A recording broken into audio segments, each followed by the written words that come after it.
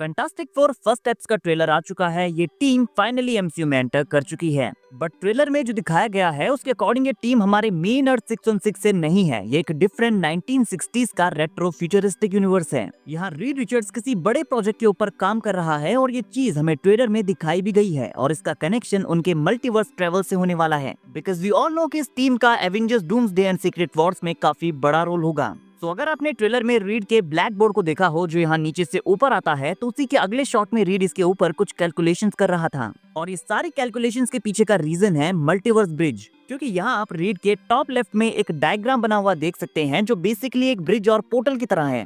यहाँ एक पार्ट से दूसरे पार्ट तक ट्रेवल किया जा सकता है। फर्स्ट पोर्टल पर लिखा हुआ है एंटर और सेकंड पोर्टल पर लिखा है एग्जिट, और ये फिगर इस मूवी के लिए काफी ज्यादा इंपॉर्टेंट है। लेकिन ऐसा क्यों? वेल, चलिए देखते हैं। फर्स्ट ऑफ ऑल, हाँ, इस ट्रेलर में फैंटास्टिक फोर एक डिफरेंट यूनिवर्स में है जो पास्ट में प्लेस देता है और ये काफी एडवांस भी है। लेकिन एक्चुअल में वो यहाँ से बिलोंग नहीं करते। उनकी जर्नी ओरिजिनली मेन अर्थ 616 से स्टार्ट हुई थी, जहाँ वो एक एक्सपेरिमेंट का पार्ट बने। ये एक्सपेरिमेंट फेल हो गया, जिस वजह से वो एक कम्प्लीटली डिफरेंट यूनिवर्स में एंटर कर गए और अब यहाँ से वो अपने वर्ल्ड में वापस आने का ट्राई कर रहे हैं। और इसीलिए रीड यहाँ बोर्ड पर मल्टीवर्स ब्रिज के ऊपर काम कर रहा है जो अपनी इस टीम को वापस ले जाना चाहता है। वेल गाइस, आपको पता होगा कि रीड कॉमिक्स में भी मल्टीवर्स ब्रिज के ऊपर काम करता है। सिविल वॉर के इवेंट्स के बाद रीड इस ब्रिज को बनाता है ये देखने के लिए कि सिविल वॉर के इवेंट्स को रोकने के लिए क्या किया जा सकता था। जहां वो इस ब्रिज से पैरेलल वर्ल्ड्स को ऑब्जर्व करता है कि दूसरे यूनिवर्सेस के अर्थ के लोगों ने पीस कैसे अचीव किया, एंड वो इस ब्रिज के थ्रू इन यूनिवर्सेस में फिजिकली खुद भी एंटर कर सकता है।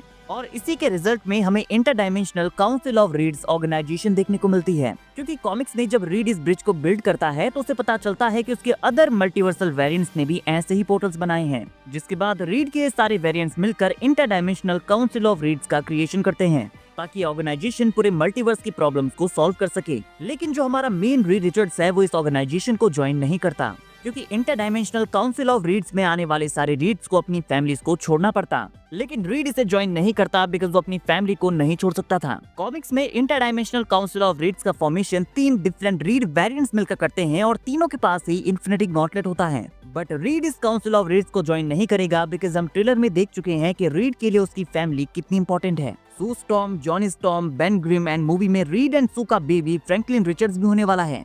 तो रीड इस ऑर्गेनाइजेशन को ज्वाइन करने से मना कर देगा और यहाँ पर एंट्री होगी द मेकर की। द मेकर रीड का एक इविल वेरिएंट है जिसका कॉमिक्स की सीक्रेट वॉर्स की स्टोरी लाइन में काफी बड़ा पार्ट है।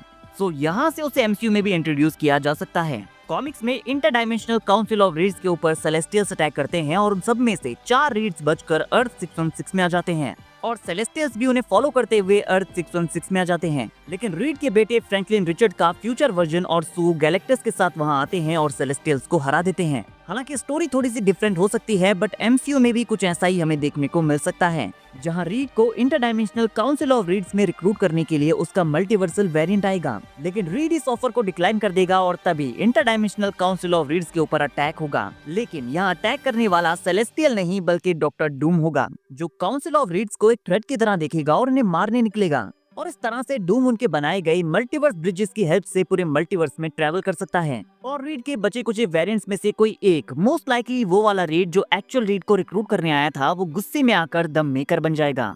एंड गाइस, मूवी में काउंसिल ऑफ रीड्स के दिखने के काफी हाई चांसेस हैं बिकॉज सेट लीक्स में हमने एक एक्टर को देखा था जिन्हें छिपाया जा रहा था।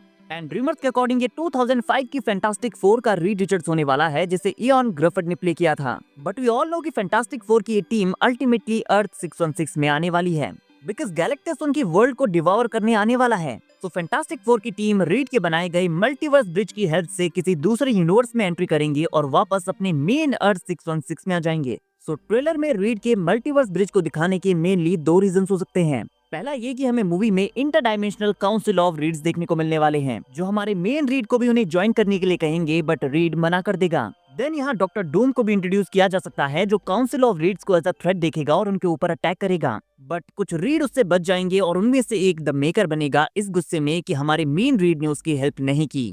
So doctor Doom and the maker को इंट्रोड्यूस करने का ये काफी अच्छा चांस है जो हमें मूवी के पोस्ट क्रेडिट सीन में भी देखने को मिल सकता है। इसके अलावा मल्टीवर्स ब्रिज का इंपॉर्टेंट रोल आता है तब जब गैलेक्टस उनके फ्यूचरिस्टिक वर्ल्ड को डिवॉर करने आएगा। गैलेक्टस से बचने के लिए फैंटास्टिक फोर की फैमिली इस वाले वर्ल्ड से एस्केप करेगी और हमारे अर्थ 616 वाले मेन यूनिवर्स में एंटर करेगी, और इस तरह से इन सारे कैरेक्टर्स को Avengers doomsday and secret Wars के लिए सेटअप किया जा सकता है। नाउ गाइस, आप बताइए आपके अकॉर्डिंग मिस्टर फैंटास्टिक के मल्टीवर्स ब्रिज का मूवी में क्या रोल हो सकता है? मूवी के पोस्ट क्रेडिट सीन में doctor Doom and the maker को इंट्रोड्यूस करने के बारे में क्या ख्याल है? वीडियो अगर अच्छी लगी हो तो वीडियो को लाइक और चैनल को सब्सक्राइब करना ना भूलें, बिकॉज ऐसी अमेजिंग वीडियोस हम डेली लाते रहते हैं।